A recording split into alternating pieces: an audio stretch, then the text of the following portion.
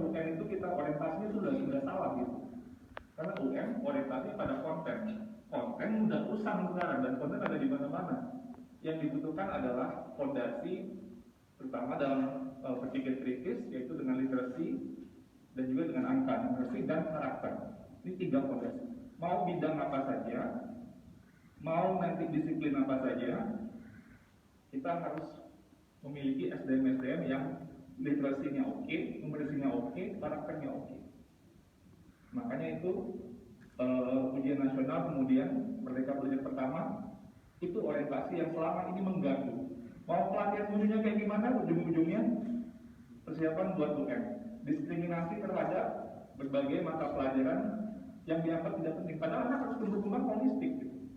Nah ini yang kemudian kita kita ubah. Tidak mudah memang, karena orientasi sampai saat ini juga asesmen nasional sering dimaknai sebagai kayak UN lagi. Harus ada bimbel-bimbelnya, ikut persiapan segala macam. Udah dibilang nggak perlu bimbel, cuma ikut aja dan nggak ada hukuman kepada anak.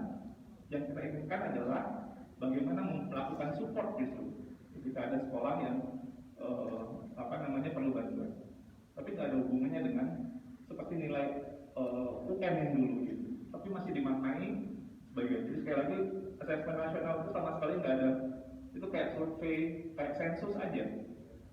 Jadi nggak ada korelasinya kepada seperti yang UN dulu gitu, lulusan dan lain sebagainya. Nah, sesudah kita tahu orientasinya kepada ini siswa fokusnya, hasil belajar mereka. Belajar yang mana? Kita fokuskan pada literasi, numerasi, dan karakter. Itu lintas mapel, ada di semua mapel, semua bidang pekerjaan apapun yang mereka nanti akan hadapi itu bisa tetap mereka bantu mereka untuk bisa berkembang literasi, numerasi, dan karakter ini. Dan kemudian kalau Bapak Ibu juga ingat, ketika ujian kelulusan dikembalikan oleh ke sekolah ketika belajar 1, ujian kelulusan itu sekolah yang menentukan. Seperti seharusnya amanat dalam Undang-Undang Sisdiknas, manajemen berbasis sekolah. Kelulusan itu benar-benar sekolah. Dalam Merdeka Belajar, sekolah adalah unit utama inovasi. Kepala sekolah itu seharusnya jadi Chief of Innovation, kepala inovasi, karena dia memahami konteks sekolahnya dan lain sebagainya, sehingga bagaimana kita ingin memberdayakan ekosistem belajar pada tingkat sekolah. Kepala sekolah diberikan wewenang yang lebih, dan filosofi manajemen berbasis sekolah itu kita kembalikan. Karena nggak bisa seragam, bukan saja dari Sabang sampai Merauke, bahkan di satu daerah pun juga kondisinya bermacam-macam. Yang dari, karena saya juga seorang guru ya, yang guru pasti ngerti, nggak bisa diseragamkan. Udah pakai FPP paling hebat, kelas yang A mungkin bagus hasil. Di kelas yang B udah beda lagi, muridnya beda-beda. Yang A sama B. Kalau ada murid yang nggak datang, itu bisa harus modifikasi lagi karena dinamikanya berbeda. Murid yang sama, hari yang berbeda beda lagi itunya. Itu harus terus melakukan kontekstualisasi. Jadi sebenarnya standarisasi itu, one size fits all itu sangat tidak bisa bekerja dengan baik dalam sistem. Apalagi kita dalam bidang menumbuh kembangkan makhluk hidup, bukan mesin. Kalau kata Ki Hajar, tumbuhkanlah padi. Ini dengan kredit paraphrase ya. Kalau itu bibitnya padi, tumbuhkan dia jadi padi. Jadikan dia padi yang terbaik. Kalau bibitnya jagung, tumbuhkan dia sebagai jagung. Jadikan dia jagung yang terbaik. Jangan bibitnya padi, kita paksa tumbuh jadi jagung. Nggak akan mungkin. Jangan pula menumbuhkan jagung dengan cara menumbuhkan padi. Jagungnya nggak akan tumbuh sempurna. Nah, sesuai dengan bibitnya tadi, itulah sebenarnya the art of teaching and learning. Dan itu yang kita inginkan hadir pada satuan pendidikan kita. Kita berdayakan yang selama ini merasa harus mendengar, harus ikut instruksi gitu ya. Padahal kalau kita fokus kepada murid, yang sebenarnya inspirasi bagaimana pembelajaran itu dilakukan adalah murid-muridnya. Ibarat seorang dokter, kalau melihat pasien, itu nggak ada yang sama persis seperti di buku teks. Masing-masing orang kalau misalnya dia sakit darah tinggi gitu ya, darah tingginya mungkin penyebabnya macam-macam. Kalau ini komplikasinya macam-macam. Ini pola makannya beda sama pasien yang itu. Jadi treatment itu juga harus ada evidence-nya. Nah, sehingga kita ingin Merdeka Belajar ini bagaimana sekolah itu bisa memiliki kebebasan untuk melakukan inovasi, tapi fokusnya nggak kemana-mana. Fokusnya adalah kepada murid dan hasil belajarnya, terutama tadi yang literasi, numerasi, dan karakter. Nah, lalu yang ingin, dan ini berhubungan dengan POP. Dalam filosofi Merdeka Belajar, pemerintah itu bukan fungsinya sebagai yang kontrol, sangat ketat mengontrol yang apa namanya. Jadi kita ini kan penjelasan saya begini, kita ini ekosistem kita sangat low, kapasitasnya masih rendah secara umum. Tapi jika didekati dengan cara yang tidak percaya, low trust, jadi low capacity dengan low trust, akhirnya dibuatlah sebuah sistem untuk mengarahkan perilaku, gitu ya. Semakin kemudian nanti turunan dari misalnya regulasi yang ini, dibuat regulasi tambahan, supaya perilakunya itu terkini, dan akhirnya ya udah nggak mikir, ikutin aja regulasi itu. Nah, yang kita inginkan dalam sistem pendidikan adalah oke, ini low capacity, tapi kita dekatkan dengan some kind of trust. Jadi dengan trust ini kita kemudian berikan ruang untuk melakukan inovasi-inovasi. Artinya fungsi pemerintah di sini bukan lagi yang harus membuat regulasi sehingga ekosistem kita menjadi over-regulated. Kalau saya pernah melakukan analisis regulasi pendidikan waktu zamannya Pak Harto, sesudah reformasi itu naiknya tajam. Jadi ekosistem pendidikan kita itu sangat over-regulated sebenarnya. Nah, sehingga kemudian yang ini, fungsi ini yang kita ingin, kalau inovasi perlu bisa tumbuh, inovasi itu tumbuh di mana ada semacam otonomi untuk melakukan penyesuaian-penyesuaian sesuai dengan konteksnya. Maka peran dari pemerintah adalah pemberdaya, enabler, bukan controller. Fungsi sebagai enabler untuk memberdayakan baik itu sekolah maupun dari komunitas, supaya kemudian bisa membuat berbagai macam inovasi yang sesuai dengan anak-anak tadi. Sekali lagi tujuannya adalah kepada anak-anak dan pembelajaran mereka. Nah, inilah yang kemudian saya juga lihat secara kapasitas Sabang sampai Merauke, kita mau melakukan berbagai macam transformasi tidak bisa sendirian. Sementara kita lihat berbagai macam organisasi sudah melakukan, walaupun dengan dalam kesunyian, berbagai macam inovasi-inovasi yang mereka lakukan itu membawa hasil. Kenapa nggak kita ajak bareng-bareng dengan tujuan yang sama, yaitu pada murid, pembelajaran mereka fokus kepada literasi, numerasi, dan karakter. Inilah sebenarnya Bapak Ibu, kenapa ada POP.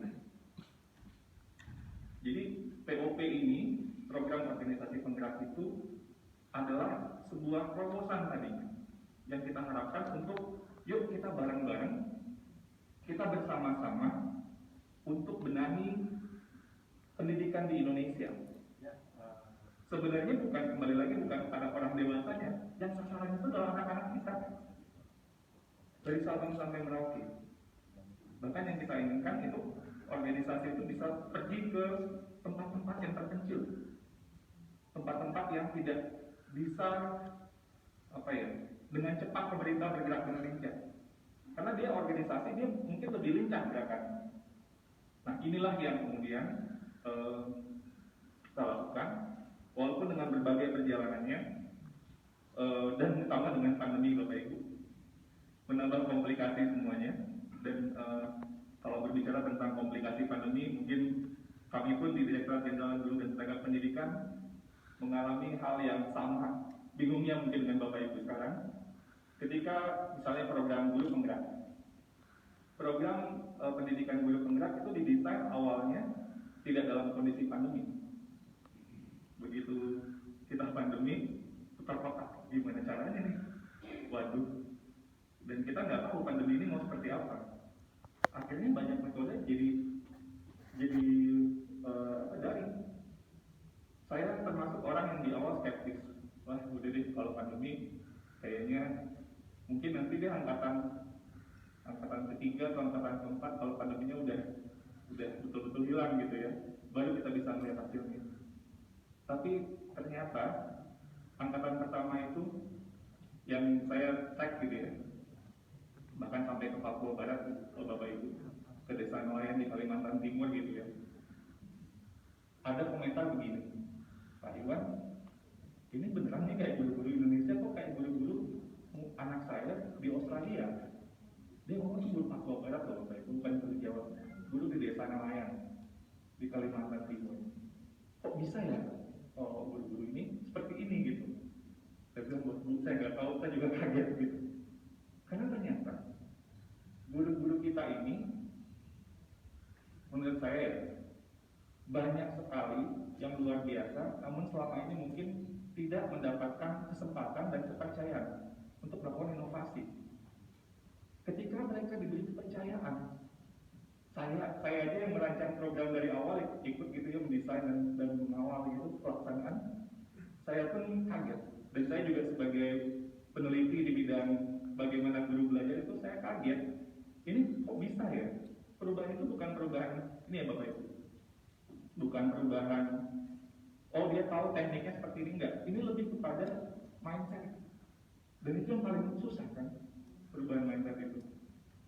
Barangkali dengan kondisi pandemi, salah satu teori saya, hipotesis saya, ketika kita nggak punya pilihan selain harus melakukan sesuatu yang beda dari sebelumnya, ekosistem kita kemudian bergerak.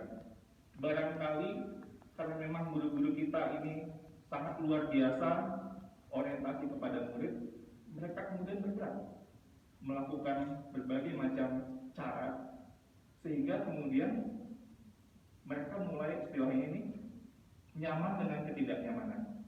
Ketidaknyamanan selama pandemi itu mereka mulai nyaman. Mereka mulai nanya, mulai belajar. Belajar itu bukan karena dapat sertifikat atau ada surat tugas.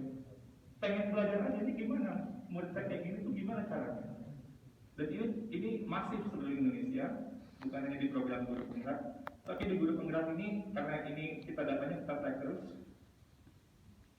saya sangat terkesima sampai sekarang pun saya juga nggak nyangka gitu. Terjadi sebuah transformasi yang sifatnya fundamental, itu mindset. Dan mudah-mudahan, dan kalau kita lihat juga data-data yang lain, saya tahu Bapak Ibu semua adalah praktisi berbagai macam inovasi. Saya yakin juga pasti banyak melihat. Bahkan kita punya platform namanya Guru Belajar dan Berbagi. Selama ini ada semacam stigma kalau daerah 3T itu pasti nggak bisa teknologi. Pertama waktu itu saya kaget waktu ke Papua Barat, ke Papua Barat ini saya jadikan contoh. Lalu kita nyebrang ke pulau kecil, namanya Pulau Sok. Pulau Sok ini udah pulau kecil, termasuk daerah 3T. Saya menemani Mas Menteri waktu itu kunjungan. Kita ke sana, terus dialog. Kita di sebuah SD, dan ketika udah dialog ternyata ada 2 orang gurunya di situ di SD ini yang sudah menyelesaikan minimal 1 modul, ada yang 2 modul waktu itu bulan Februari. Guru belajar berbagi masih dalam tahap awal, tapi selesai sama mereka dengan internet yang mungkin naik turun gitu, kadang hilang, tenggelam gitu ya, tapi mereka mencoba. Saya kaget gitu, wah ternyata ini bisa ya. Dan saya nggak, sekali lagi itu juga dampak yang saya nggak berpikir bisa semasif itu untuk guru-guru Indonesia. Dan terakhir saya minta ke Pak Diri Yaswardi, Pak Direktur ini yang salah satu yang mengawal pendidikan khusus di Dijen PPK. Pak Dir, coba dilihat, kita cari angkanya berapa guru 3T yang sudah berpartisipasi di Guru Belajar dan Berbagi. Ternyata kalau nggak salah angkanya itu 20% ya. Kaget saya. Wah, itu saya nggak tahu, bulan yang lalu saya tanya, sekarang mungkin udah mudah-mudahan ada peningkatan. Tapi intinya adalah kita dibuat terheran-heran dengan berbagai macam resiliensi daya juang dari guru-guru kita. Dan ini menurut saya merupakan sebuah modal kami nggak melihatnya sebagai half glass empty, bukan gelas yang setengah gelas kosong, tapi ini half glass full. Ini gelas yang mulai lama-lama menuju semakin penuh dan semakin penuh. Momentum ini Bapak Ibu yang ternyata di pandemi ini sangat membantu kesiapan untuk sikap mental nyaman dengan ketidaknyamanan, kesediaan untuk melakukan sebuah inovasi gitu ya, hal yang berbeda dari sebelumnya. Ini harus kita manfaatkan dengan sebaik-baiknya. Itu yang mungkin bisa saya titipkan kepada Bapak Ibu semua dengan berbagai jurus-jurus yang Bapak Ibu sekarang sudah siap-siapkan gitu ya. Dan prosesnya kita juga sama semuanya. Tiba-tiba dengan pandemi harus jalan, ini gimana caranya? Dan artinya ini juga sebuah ladang kita untuk belajar gimana ya untuk mengelola sebuah perubahan dengan berbagai macam disrupsi yang terus terjadi. Mudah-mudahan ini bisa kemudian membawa pencerahan-pencerahan baru yang bisa kita petik. Karena salah satu yang juga kita titipkan juga kepada Bapak Ibu adalah perjuangan kita menghadapi dampak pandemi, yaitu learning loss. Learning loss ini is real, bencana yang oleh PBB sudah sangat masif dikampanyekan. Bahkan negara-negara maju, apalagi negara-negara berkembang, kesadaran kita ini sangat diperlukan untuk kemudian melakukan sebuah upaya agar learning loss ini tidak memiliki dampak yang semasif dan panjang yang diprediksi. Karena dia dampaknya bukan hanya dalam setahun 2 tahun Bapak Ibu. Dampaknya itu bisa sampai belasan bahkan puluhan tahun. Kalau diprediksi dampak apa yang ada sekarang dan bagaimana ke depan itu luar biasa. Nah, salah satu berbagai studi dari organisasi internasional secara global ya, studinya. Rekomendasinya itu apa? Salah satunya adalah guru-gurunya pendidik tenaga pendidikannya pada belajar. Tapi gimana strateginya adalah fokus pada hal-hal yang esensial. Jadi nggak coverage, nggak semuanya gitu ya yang diinikan, tapi hal yang esensial. Dan alhamdulillahnya kita dengan keputusan Merdeka Belajar pertama yang tanpa waktu itu kita sadari ada pandemi, bergerak dari UM kepada literasi, numerasi dan karakter, itu kita sebenarnya sudah melakukan perubahan orientasi.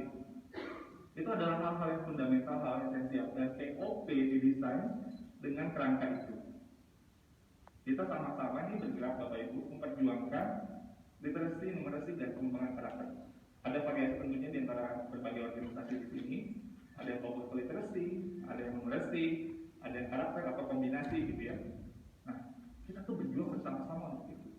Makna dari apa yang kita lakukan bukan saja kepada murid dan pembelajarannya, tapi ada makna yang lebih besar, yaitu bagaimana melakukan mitigasi pemulihan pembelajaran, learning recovery pada saat pandemi ini. Dan ini juga kami titipkan kepada Bapak Ibu, bagaimana jurus-jurus yang ada yang kemudian nanti mungkin bisa kita sama-sama belajar. Karena POP ini bukan sekedar kemudian selesai programnya sudah, bukan. Tujuannya lebih strategis itu apa sebenarnya Bapak Ibu? Tujuannya lebih strategis itu adalah kita mengetahui jurus-jurus transformasi pendidikan Indonesia, perubahan pada level yang akar rumput yang sangat kontekstual Indonesia, bukan lagi pinjam dari kasus yang ada di negara-negara lain. Bapak Ibu ini akan menjadi semacam hub untuk berbagai macam ide-ide transformasi pendidikan yang khas Indonesia. Itu yang kemudian nanti bisa menjadi teks buat berbagai macam pihak, yang mungkin nanti para perguruan tinggi juga bisa melakukan follow-up lebih jauh, yang kemudian ini loh dalam konteks Indonesia yang keragamannya luar biasa, sehingga kemudian menjadi sebuah knowledge buat kita untuk terus bergerak lebih maju. Saya kira itu yang dapat saya sampaikan untuk menjelaskan sekali lagi konteks dari program organisasi penggerak ini. Pemaknaannya sering mungkin dimaknai dengan berbagai macam, tapi yang tadi saya sampaikan itu sebenarnya konteks dari program organisasi penggerak dan maknanya apalagi dalam konteks pandemi ini menjadi sangat penting lagi. Tapi tentunya Bapak Ibu seperti tadi Pak Direktur Prakono sudah menyampaikan, perjuangan kita ini saya nggak tahu kalau udah benar ya, kita malah anggaran kita justru lebih kecil daripada tahun sebelumnya, tahun yang sekarang, walaupun ada riset dan teknologi gabung. Ini menunjukkan kondisi keuangan negara yang memang lagi prihatin, karena dampak pandemi itu bukan hanya kesehatan tapi juga masalah ekonomi. Jadi mohon kita semuanya sama-sama memahami dan mohon sabar, dan malah mungkin menjadi sebuah inspirasi untuk menciptakan berbagai penyesuaian yang bisa lebih membawa hal-hal yang tadinya tidak terpikir gitu ya, seperti halnya tadi yang sudah saya sampaikan. Sekali lagi selamat Bapak Ibu semua, terima kasih, selamat belajar. Jangan hanya belajar sendirian, berbagi, karena jurus-jurus itu adalah jurus-jurus Indonesia kita semua. Ini bukan, sekali lagi tujuannya bukan orang dewasanya, bukan sebuah organisasinya, kita ini gotong royong untuk anak-anak Indonesia dan pembelajaran mereka. Itu yang kita perjuangkan. Mohon kita satukan visi ke sana. Sekali lagi ini bukan, ya memang kita sekarang dengan cara kita bekerja, kita memiliki organisasi dan mungkin network kita gitu ya. Tapi sebenarnya Bapak Ibu, perjuangan kita ini adalah seperti filosofi Merdeka Belajar Ideal Dewantara, itu adalah pada 3, yaitu siswa, siswa, siswa. Itu yang kita perjuangkan. Mari kita terus berjuang dan kita bergerak dan saling menggerakkan. Saya akan tutup dengan mungkin sedikit pantun nih. Mampir di warung, makan nasi dengan sambal terasi, ditemani singkong hangat yang ditaburi keju. Pandemi tak akan halangi kita untuk berinovasi. Hadirkan SDM unggul untuk Indonesia maju. Berlayar dari Teluk Bayur ke Tanjung Perak, tampak lumba-lumba kejar mengejar. Mari serentak kita bergerak, bergotong royong, wujudkan Merdeka Belajar. Orang sabar banyak pahala, jika malu mukanya merah. Sudah panjang lebar saya berbicara, mohon maaf jika ada yang salah. Terima kasih. Wassalamualaikum warahmatullahi wabarakatuh. Om Santi Santi Om Namo Buddhaya.